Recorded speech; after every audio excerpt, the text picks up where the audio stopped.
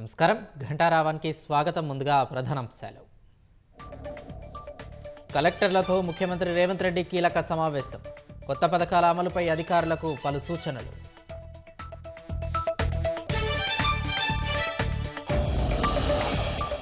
ఈ car race కేసులో 6.5 గంటల పాటు ఏసీబీ విచారణ.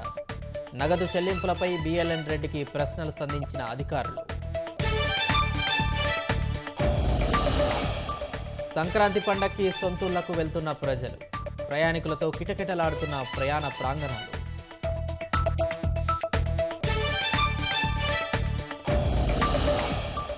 దేశవ్యాప్తంగా భక్తి శ్రద్ధలతో వైకుంఠ ఏకాదశి. తెల్లవారుజాము నుంచి ఆలయాలకు పోటెత్తిన భక్తులు.